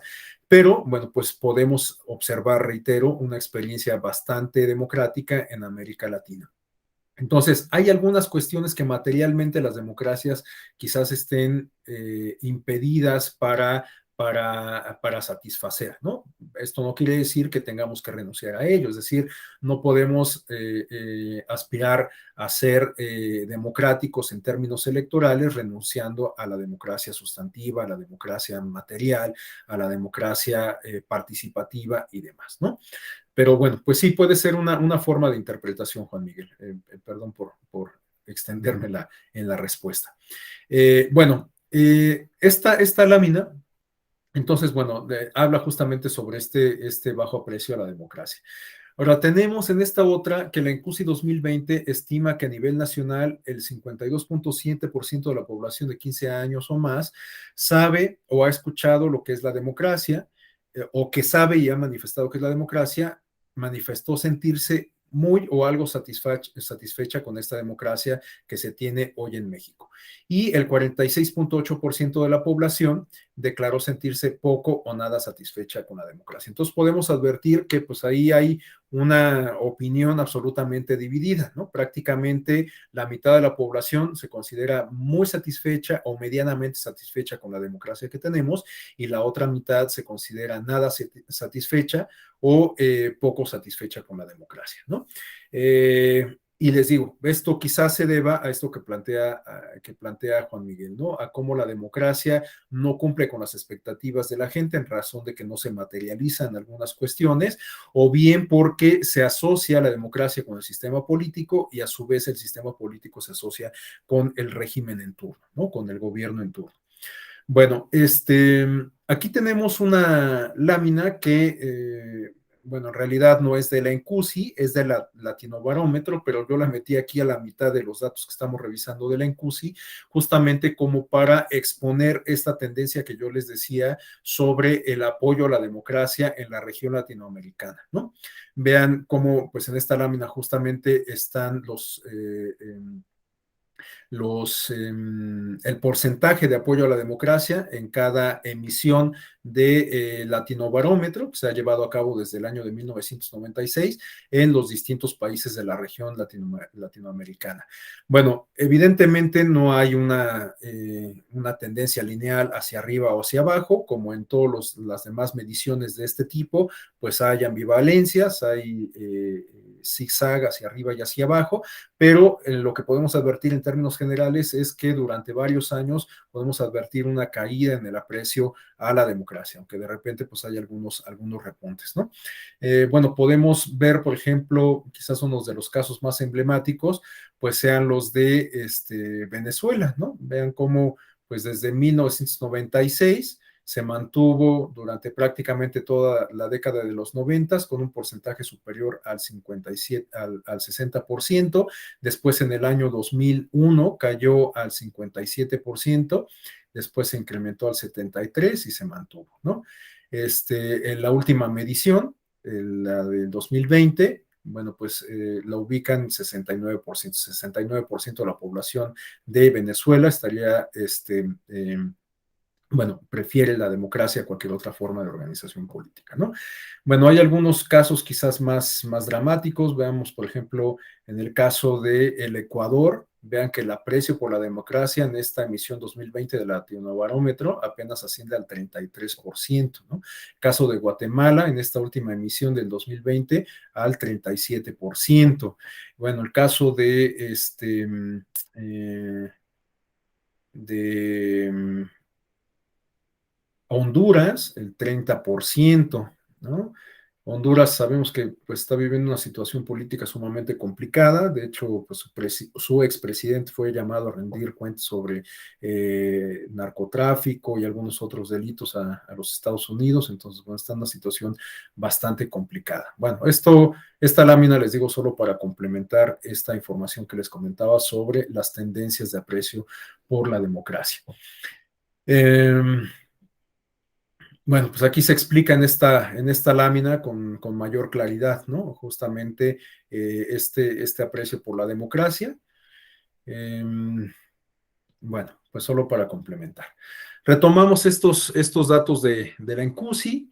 Tenemos que el 62.1% de la población de 15 años y más considera que se puede confiar en las personas que conoce personalmente con un grado de confianza de 8 a 10, mientras que 32.1% considera que se puede confiar en la mayoría de las personas que viven en su colonia o localidad. Bueno, de lo que nos habla este dato es de la confianza interpersonal, precisamente, ¿no? ¿Qué tanto confiamos nosotros mismos en nosotros mismos como mexicanos, como mexicanas? Bueno, llama la atención que la mayoría de las personas considera que se puede llegar a confiar solamente en las personas que conocemos de manera personal, ¿no? Esto llama la atención porque por la interacción que tenemos en las redes sociales, ¿no? Hoy en día estamos más interconectados que nunca con el mundo, con personas de distintas latitudes, podemos llegar a tener miles o millones de amigos en Facebook, pero lo cierto es que de todo ese universo, solamente de acuerdo con este dato que nos da la INCUSI, pues terminamos confiando en únicamente aquellas personas con las que tenemos contacto físico, quienes conocemos personalmente, ¿no? Entonces, pues de lo que nos habla es de que la mayoría de la gente no confía en las personas que conoce y con las cuales tiene interacción a través de la red, salvo con aquellas que haya conocido ya de manera personal, ¿no? Y bueno, un dato que también resulta bastante interesante y alentador al mismo tiempo es este porcentaje de personas que considera que se puede confiar en la mayoría de las personas que viven en su colonia y en su localidad. Es un porcentaje, pues, digamos, significativo, pero no por ello, bueno, mínimo, pero no por ello deja de ser significativo, porque pues estamos hablando de que por lo menos una tercera parte de la población considera que puede confiar en la gente que habita en su entorno, en sus vecinos, en sus vecinos, amigos y demás, o sea, quienes forman parte de la comunidad a la cual pertenecen. Entonces, les digo, puede que resulte alentador porque pues hoy en día, quizás más que nunca, es sumamente importante comenzar a establecer estos mecanismos, a detonar estos mecanismos que nos permitan pues unir de nueva cuenta ese tejido social, ¿no?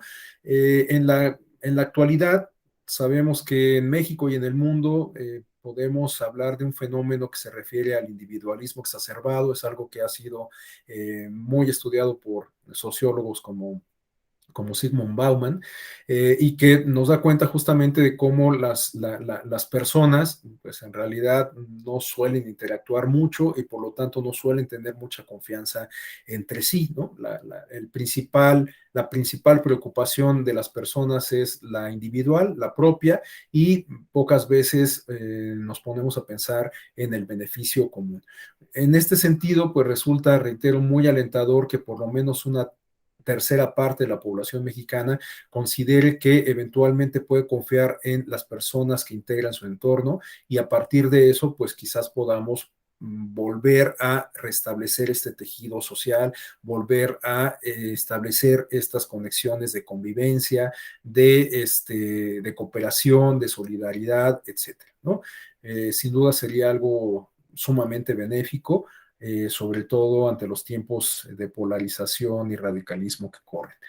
Bueno, a continuación tenemos esta lámina en donde se da cuenta de que respecto de la confianza en grupos sociales, las organizaciones en las que la población de 15 años y más tiene mucha confianza son las universidades públicas, seguidas de los líderes religiosos, en particular los sacerdotes.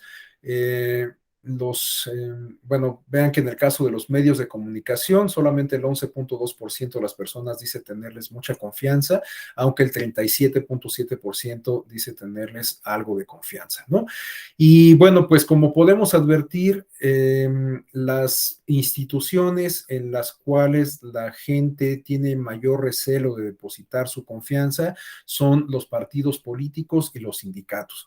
En el caso de los partidos políticos, también esta es una tendencia que se ha mantenido a lo largo del tiempo en los distintos barómetros que comentábamos hace rato, la ENCUP, el propio Latino Barómetro, etcétera, ¿no? Los partidos políticos no suelen gozar de la simpatía de la ciudadanía. Y bueno, pues la ENCUSI 2020 vuelve a confirmar esta tendencia. Y de lo que nos habla, pues es de lo que quizás han dejado de hacer los partidos políticos, ¿no? O sea, los partidos políticos a lo mejor no han pues sabido leer justamente este tipo de información y en ese sentido pues no han buscado volver a sus bases, acercarse con sus electores y pues establecer vínculos de comunicación y de interacción con ellos, ¿no? De hecho, pues hay muchos otros estudios que también nos hablan de cómo la ciudadanía percibe a los partidos políticos como parte de una élite y por lo tanto distante de la ciudadanía percibe a los partidos como parte de una élite y por lo tanto distantes de ellos, ¿no? Y además, pues esto también se complejiza todavía más para el caso mexicano a partir de la polarización política que estamos viviendo, ¿no?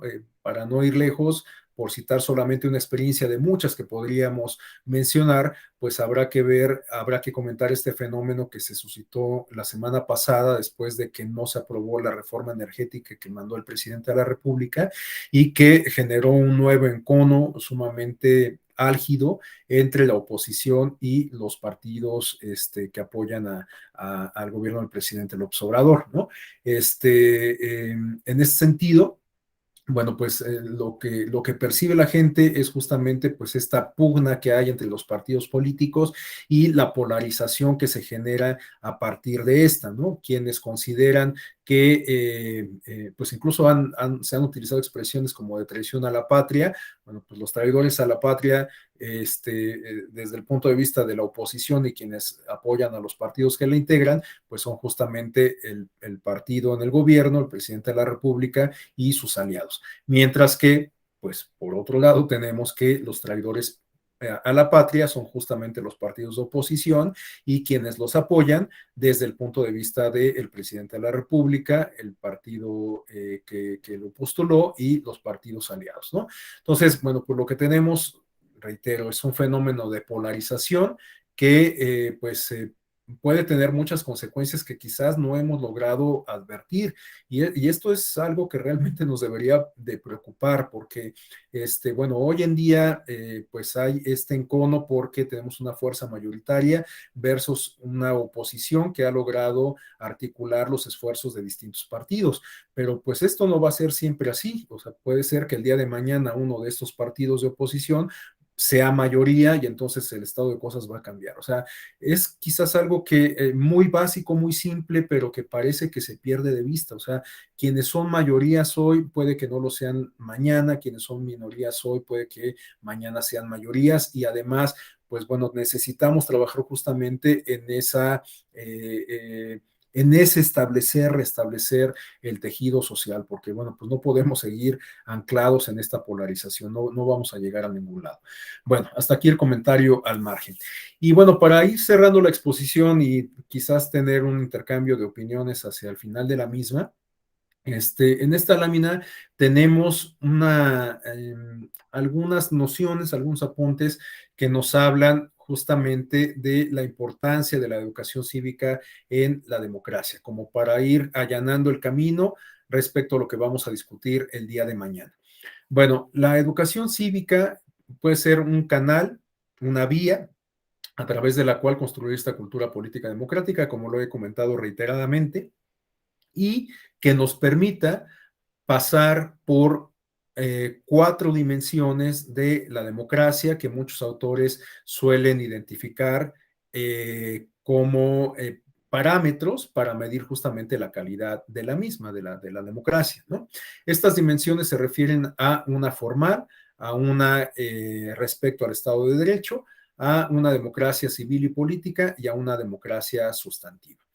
Bueno, la dimensión formal o la manifestación formal de la democracia es esta que ya hemos mencionado, la que nos permite adoptar mecanismos para la designación de representantes que integren el poder público y que tomen las decisiones en beneficio de la colectividad.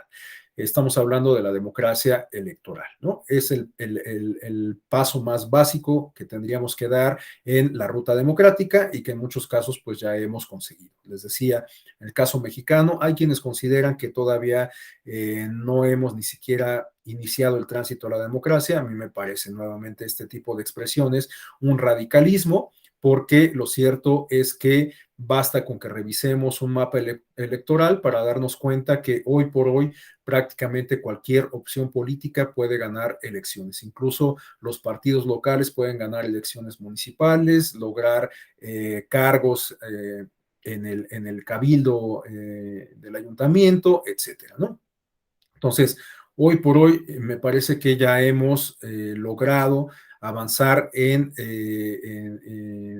esta ruta democrática en el plano estrictamente electoral, ¿no? Evidentemente hay muchas áreas de oportunidad, ¿no? No es que ya tengamos la democracia electoral perfecta, hay muchas áreas de oportunidad, pero me parece que sí, sin duda ya hemos iniciado este tránsito a la democracia que nos implica justamente pasar por esta democracia formal y pues ahora lo que tendríamos que aspirar es a consolidar esa democracia formal y a construir una democracia sustantiva. Pero para construir esa democracia sustantiva tendríamos que pasar por otras dos dimensiones, la dimensión del Estado de Derecho y la dimensión de la democracia civil y política. ¿Qué implica esto? Bueno, pues por un lado tendríamos que generar condiciones que garanticen justamente la prevalencia del Estado de Derecho, es decir, la aplicación efectiva de la normativa, de la legalidad, ¿no? Y también, pues esto implica, por supuesto, construir esta rama, esta esfera de la cultura política que se refiere a la cultura de la legalidad. Sin duda, en la medida en que avancemos en eso, pues podremos contar con más elementos, con más herramientas para combatir fenómenos como la corrupción, como la impunidad, como el acceso efectivo y pronto, expedito a la justicia, entre muchas otras cuestiones, ¿no? Bueno, la democracia civil y política pues implica justamente construir esta noción amplia de ciudadanía que a la sazón se traduzca en un mayor involucramiento de quienes integran esta categoría de las y los ciudadanos en los asuntos públicos. Es decir, que podamos convertirnos, como lo decía desde el inicio, en agentes del cambio político y social, ¿no? Y para esto, bueno, pues tenemos que igualmente trabajar en esos procesos de pedagogía social que nos permitan apropiarnos todos estos conocimientos, habilidades, competencias y demás, que igual he comentado, para pues estar en condiciones de participar de manera efectiva, responsable en la toma de decisiones y en general en todos los asuntos públicos que nos competen.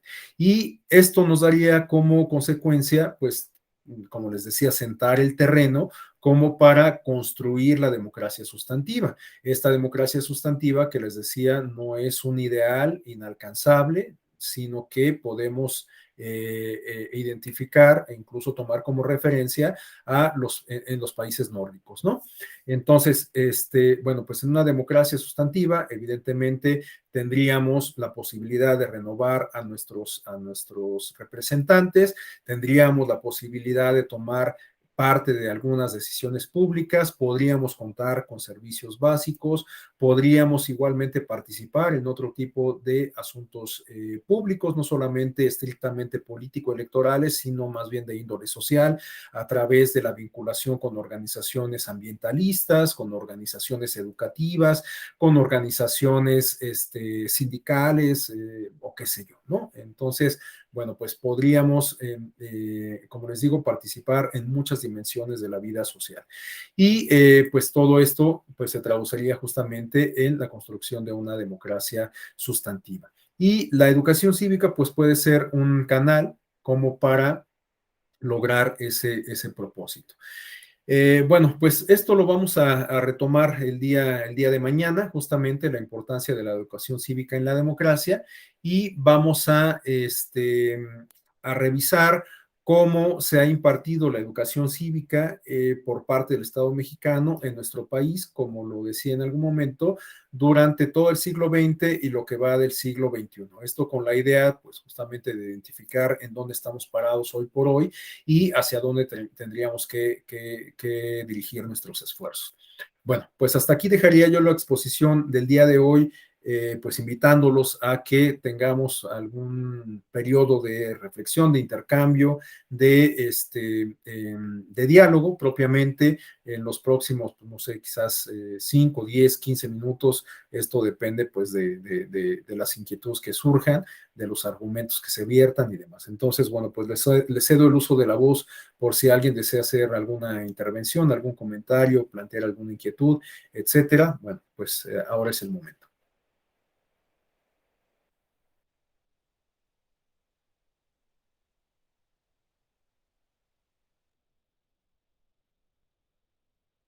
Perdón, adelante, Jazmín. Sí, buenos días, maestro y mis compañeras, compañeros. Yo quisiera saber su opinión, maestro, acerca de la creación, o bueno, de hecho ya creo que existen comités ciudadanos en algunos estados de la República. Esto a iniciativa de los OPLES. Aquí en mi entidad, desgraciadamente, pues al OPLE que representa a mi estado, pues le negaron los recursos para realizar este tipo de comités, que son la vinculación entre digamos que el gobierno y la ciudadanía.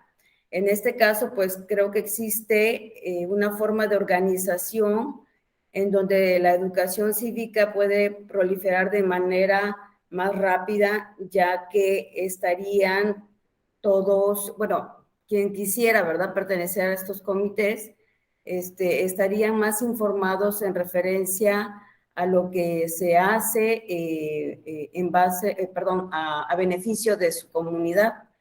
Entonces, aquí esa es mi pregunta, maestro, si en verdad, bueno, si usted conoce el comportamiento o los resultados de estos comités ciudadanos en otros estados y si son viables para que se pudieran instalar en todo el país, viendo el beneficio precisamente de tener alguien, un representante de esa misma comunidad que pueda ayudar a gestionar y a la vez informarles de todos los reglamentos cívicos que se pueden respetar y que en sí pudieran ayudar a que esa comunidad pues tuviera más educación en ese ámbito. Sería todo, maestro. Gracias. Gracias, Jadmi. Bueno, lo que podría comentar al respecto es que, bueno, en principio, que es muy meritoria la actividad las actividades que llevan a cabo los soples en el ámbito de sus competencias en cada entidad federativa, sobre todo considerando pues algunas de las problemáticas que, que enfrentan, sobre todo en términos de recursos públicos, ¿no? Porque, bueno, todos sabemos que a partir de la reforma del año 2014, que centralizó algunas funciones que tradicionalmente recaían en el ámbito de competencia de los soples en el INE, bueno, pues estos, digamos que se vieron afectados justamente porque se les quitaron estas atribuciones y además tomando en consideración que la designación de los consejeros, consejeras de cada uno de los soples recae igualmente en el INE a través del Consejo General del mismo.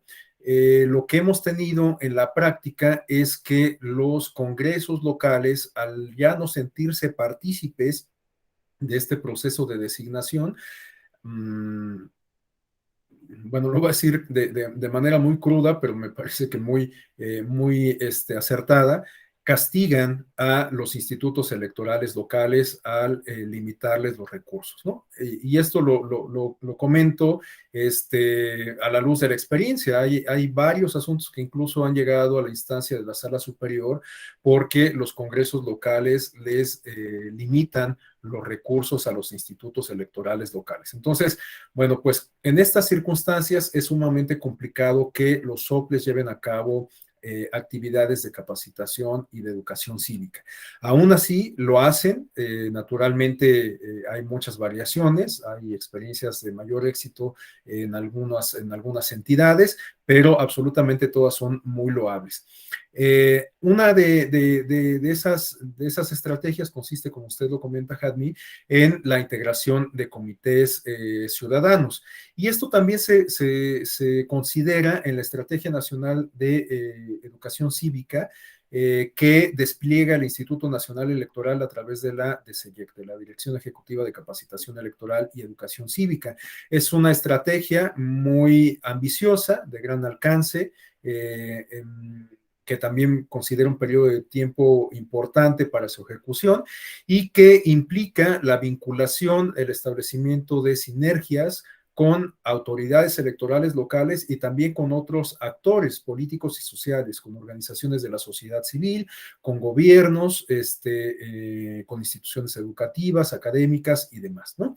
El asunto es que muchas de estas estrategias enfrentan muchas limitaciones de distinto tipo. Una de ellas es, como ya lo comenté, la financiera. No todos los soples tienen los mismos recursos públicos, no todos los soples cuentan con la infraestructura necesaria, no todos los soples cuentan con personal suficiente y capacitado, y esto dificulta pues este tipo de estrategias.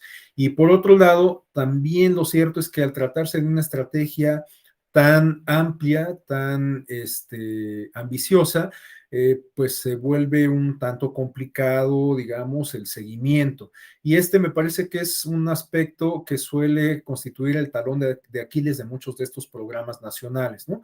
Porque, bueno, pues los programas son muy bien estructurados, con líneas de acción, con acciones concretas y demás, incluso con actores plenamente identificados, pero el seguimiento que se hace, la medición, la evaluación de los resultados, del desempeño o el comportamiento de la propia estrategia, pues no siempre se realiza de manera efectiva. Entonces, pues muchas veces no sabemos realmente en qué medida este tipo de esfuerzos cumplen con los objetivos para los cuales fueron creados, ¿no?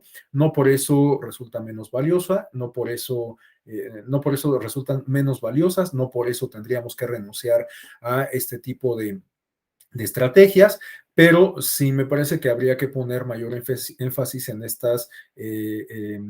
estos elementos de evaluación y seguimiento. Y por último, algo que comentaría a partir de la inquietud que nos plantea Hadmi, es que ciertamente la educación ciudadana, la formación cívica, es una atribución que se les ha concedido a las autoridades administrativas electorales, pero esto no quiere decir, por un lado, que éstas tengan el monopolio, es decir, que sean las únicas que deban hacer estos esfuerzos de educación cívica, y por otro lado, que naturalmente bueno, yo creo que casi de manera lógica tendríamos que asumir que la principal responsabilidad de la formación ciudadana tendría que caer en las instancias de educación del Estado, ¿no? Y por ello resulta crucial que revisemos periódicamente los contenidos, las estrategias, los programas de estudio de la educación cívica y ética a nivel básico, en primaria y secundaria, porque pues esto resulta crucial. Prácticamente desde la reforma 89-90 que dio origen al IFE, se le atribuyó esta responsabilidad de contribuir a la generación de una cultura política democrática. Pero pues hoy INE es una autoridad electoral. Resulta muy encomiable todos los esfuerzos que hace en este sentido, pero reitero, quizás la principal responsabilidad de la cultura política o de la construcción de la cultura política a través de mecanismos de educación ciudadana tendría que recaer en las instancias del Estado. Y bueno, de nueva cuenta, no es que la Secretaría de Educación Pública deba tener el monopolio de la educación cívica, pero me parece que es crucial que volteemos hacia ese lado y también que sumemos esfuerzos desde otras trincheras a través de organizaciones de la sociedad civil, desde ámbitos formales y no formales, es decir, desde grupos que trabajan con educación, alfabetización de adultos, organizaciones que utilizan las nuevas tecnologías para llegar a un mayor público, etcétera. Bueno, pues sin duda esos esfuerzos tendríamos que articularlos de manera más efectiva como para tener mejores resultados, ¿no? Y bueno, pues por ello es que a mí me pareció importante, o bueno, es uno de los elementos por los cuales a mí me pareció importante que incorporáramos este módulo, este contenido en este programa del diplomado en comunicación electoral, ¿no? Porque, pues sin duda, la comunicación tendría que estar también permeada por estas nociones que derivan de los procesos de educación, de formación ciudadana. Bueno, entonces por eso es que me pareció importante que incorporáramos este módulo al programa. Bueno, no sé si alguien más tenga alguna intervención. Adelante, Janet. Gracias, profesor. Buenos días a todas mis compañeras y compañeros. Profesor, ¿hay algo así como un catálogo de instituciones de participación ciudadana? Incluye, bueno, usted decía sindicatos, asociaciones civiles y etcétera, pero hay, por ejemplo, un listado de asociaciones civiles y el fin que persiguen. A efecto, hace algún tiempo me decían los ciudadanos en campo, ¿no? Que están interesados en participar en diferentes ámbitos, sin embargo, no encuentran como que en dónde dirigirse. ¿Existe ese documento, profesor? ¿Qué posibilidades tiene el ciudadano? Le soy franco, la verdad no sé si exista algo similar hoy por hoy, aunque sí lo ha habido en el caso del Instituto Nacional Electoral. Hay en distintos momentos, hasta donde yo recuerdo, tenían integrado como un catálogo de asociaciones que colaboraban en estos procesos de educación cívica. Yo tuve la oportunidad de trabajar en el INE, bueno, en su etapa de IFE, en la dirección Ejecutiva de Capacitación Electoral y Educación Cívica precisamente, y bueno, pues trabajábamos algunos programas que estaban diseñados para implementarse en el ámbito no formal, es decir, no en el aula escolar, sino en otros espacios. Por ejemplo, yo tuve la oportunidad de participar en un diplomado que se llamaba Formación de Formadores para la Democracia, que llevó a cabo el Instituto Federal Electoral en ese entonces, en colaboración con el Centro Regional para la Educación de Adultos de América Latina y el Caribe, el CREFAL, y el Instituto Latinoamericano de la Educación Comunicativa. Del Instituto Latinoamericano de la Comunicación Educativa, exacto, el ILCE. Entonces, bueno, este tipo de esfuerzos, les digo, se desplegaban desde línea a través de la DCYEC, y algunos otros esfuerzos pues buscaban justamente acercarse con instituciones, o mejor dicho, con organismos de la sociedad civil. Había una organización que se llamaba Acción Cívica, por ejemplo, que justamente llevaba a cabo actividades de capacitación y demás. Entonces, bueno, en distintos momentos sí se ha contado con estos catálogos que bueno, pues podían ser consultables en la información contenida en el portal institucional del INE, pero les soy franco, no sé si hoy por hoy exista algo similar. Esto que usted comenta me da la pauta como justamente para darme la tarea de investigar si es así, y pues ver también en qué términos está y digamos como qué se ha logrado a partir de ello, ¿no? Porque justamente es sumamente importante establecer esta articulación entre los distintos actores que pueden intervenir en los procesos de educación o de formación ciudadana. Entonces, bueno, me parece muy pertinente esta propuesta que plantea Janet, justamente de identificar cuáles son los actores, los agentes que podrían contribuir en estos procesos y articular estos esfuerzos para que no queden pues así en ejercicios aislados, que sean muy lúdicos, muy bonitos y demás, pero pues que se queden ahí en el ámbito casi anecdótico, ¿no? Bueno, tomo nota de esto, Janet. Muchas gracias. Profesor, perdón, antes de que continúe. Fíjese que, bueno, en mi experiencia con los soplas, en lo que se llama educación básica, participan mucho con lo que son las cuestiones estas de las simulacros de una jornada electoral, jornadas cívicas infantiles les llaman, ¿no? En las escuelas, pues, hay conversatorios y cosas de este tipo, ¿no? Sin embargo, por ejemplo, para lo que es la ciudadanía que ya no es escolarizada, hay pláticas ciudadanas, pero sin embargo son limitadas, ¿no? Son limitadas. Y en este sentido, por ejemplo, hablaba el profesor Vado en una de sus charlas de la geriatría electoral, ¿no? Y digo, bueno, entonces para todo ese bagaje de la ciudadanía que no está ahorita escolarizada, ¿qué ofertas realmente puede haber para continuar no solo con esta parte de educación cívica, ¿no? Sino de netamente para ellos lo que es la participación ciudadana? Y bueno, en mi experiencia personal hay muchas ganas de participar, ¿no? Tienen esa cuestión, esa curiosidad y aparte esa parte de querer sentirse parte de una organización. Y sin embargo, pues se pierden los esfuerzos en ese sentido porque no están difundidos, ¿no? Y que estamos ahorita en un diplomado de comunicación, pues pudiéramos apoyar en esa parte. Y pues bueno, ahí mi comentario. Gracias, profesor. No, gracias a usted, Janet. Bueno, lo que comenta es sumamente importante y bueno, hay algunas experiencias que dan cuenta justamente de esta articulación entre organizaciones de la sociedad civil, como es el caso de los ejercicios de presupuesto participativo. Ahorita tenemos uno en marcha aquí en la Ciudad de México, ¿no? Para la discusión, los ejercicios deliberativos que se llevan a cabo para definir los programas o las propuestas. Bueno, hay mucha intervención de las organizaciones de la sociedad civil y esto resulta sumamente positivo porque se aprovecha la experiencia acumulada de estos organismos, ¿no? No es lo mismo que uno como ciudadano en lo individual, como bien lo comenta Janet, tenga interés en participar y entre o busque formar parte de estos procesos deliberativos, informando a la gente, capacitándola,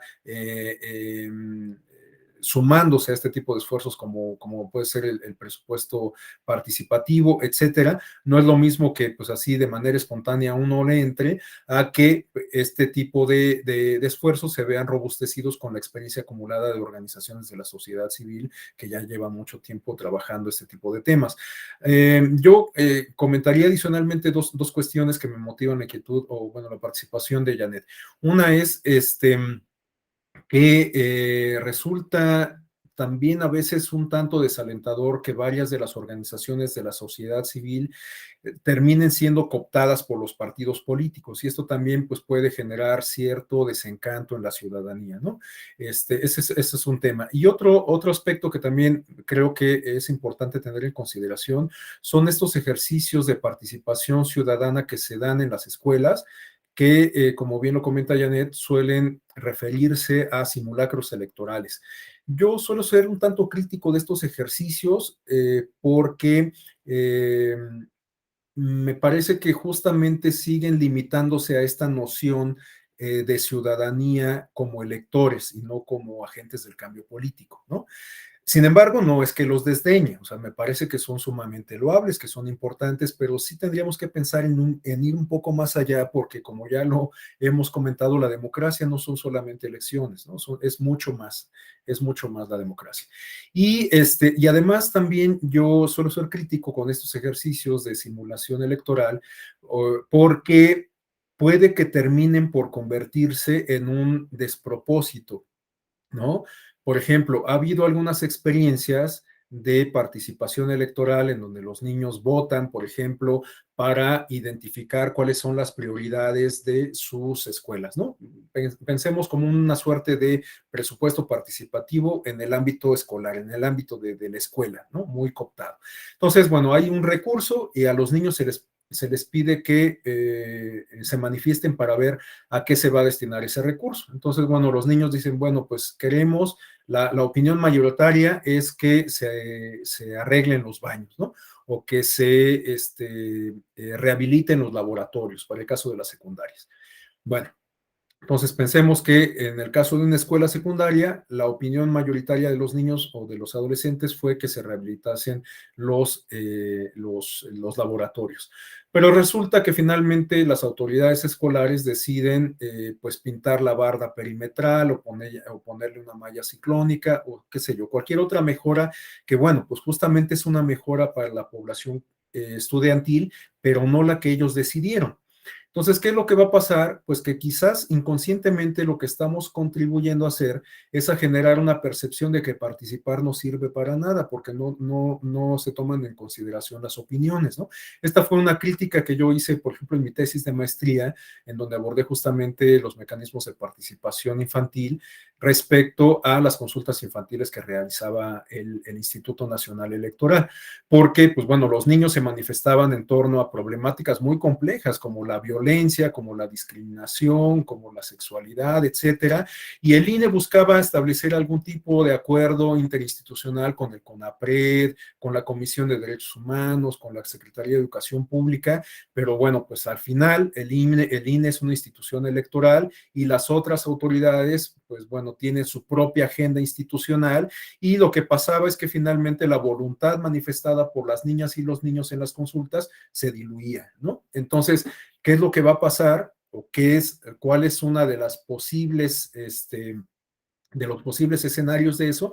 Pues que los niños desde la edad temprana, las niñas y los niños, les digo, generen esta percepción de que participar no sirve de nada, ¿no? Porque no se toman en consideración sus opiniones. Entonces, estos ejercicios lúdicos que tienen un propósito bastante loable, puede que terminen en convertirse, como les digo, en un despropósito, ¿no? Entonces, pues es algo sobre lo cual también vale la pena reflexionar. Reitero, no es que desdeñe estos ejercicios, no los hago menos, me parecen muy loables,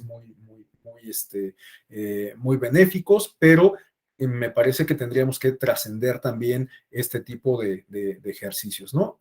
Además, esto implica también advertir a los niños desde una visión pues adultocéntrica, ¿no? Porque pensamos en los niños como los electores del mañana, ¿no? estos ejercicios, por ejemplo, del Parlamento abierto, del Parlamento infantil, del Cabildo infantil, también suelo ser un tanto crítico, porque en realidad, bueno, pues los niños van a la Cámara de Diputados, dan discursos que después tienen una cobertura mediática bastante significativa, y después pues nos olvidamos de eso, ¿no? Quienes terminan siendo beneficiados son las y los diputados que se tomaron la foto con las niñas, con los niños, y bueno, pues en realidad no tienen ninguna trascendencia para ellos como una población estructuralmente vulnerable, ¿no? Entonces, bueno, pues son algunas de las áreas de oportunidad que yo identifico, que yo considero que se podrían mejorar eventualmente. Por ejemplo, en el caso de la consulta infantil, bueno, ha habido algunos aciertos a partir de que el INE se ha acercado con expertos en la materia de la formación ciudadana, de derechos de los niños y las niñas, etcétera, porque, bueno, no sé quiénes hayan vivido la primera experiencia de la consulta infantil en el año 97, cuando se organizó con la UNICEF. Fíjense, ahí lo que se hizo fue pues un simulacro electoral en donde aparecían en la boleta los derechos que se reconocen en la Convención Americana de Derechos Humanos, y entonces los niños tenían que marcar alguno de los derechos y depositarlos en las urnas. Bueno, este ejercicio fue sumamente criticado porque se decía que lo que se hizo fue que los niños identificaran un derecho por encima de los otros, lo cual pues se convierte en un despropósito, porque pues los niños no advierten este principio de de interdependencia entre los derechos. Sabemos que desde la teoría clásica de los derechos humanos, ningún derecho puede existir sin la concurrencia de otro derecho, ¿no? Y en este caso, bueno, pues a los niños se les hizo identificar un derecho por encima de los otros que aparecían en este catálogo. Bueno, pues este modelo, estamos hablando de más de 2 décadas de antigüedad, ha sido superado por el modelo que tenemos en la actualidad, que se llevó apenas a cabo hace un mes, si no me equivoco, ¿no? Porque fue con posterioridad, no, tiene más tiempo, si no me equivoco, pero no fue el día de la jornada electoral, que también ese es otro tema. Antes, la jornada de la consulta infantil se llevaba a cabo el día de la jornada electoral, y esto también implicaba muchas cuestiones de logística, porque las vocalías de capacitación tenían que desarrollar todas las actividades para la organización de la elección federal, y aparte, pues coordinar todos los esfuerzos para la consulta infantil. Entonces, era sumamente complicado. Bueno, pues a partir de esas experiencias se han venido modificando los esquemas, y hoy creo que tenemos un modelo bastante más acabado, y más propicio para cumplir con el objetivo, que consiste en que las niñas y los niños manifiesten sus ideas, sus nociones, y ejerzan en este sentido su libertad de expresión. Bueno, pues ya son las 11:01. Hasta aquí dejaríamos la sesión, si les parece bien. La retomaríamos el día de mañana, en punto de las 9:05. Como a las 9:01 yo me reportaré, con la idea de que a las 9:05 demos inicio. Bueno, pues les agradezco mucho su atención, les deseo muy buen día, muy buen jueves, y nos encontramos mañana por la mañana. Muchas gracias. Muchas gracias. Gracias, profesor. Hasta mañana. Gracias, Hasta maestro. mañana, Hasta luego. maestro.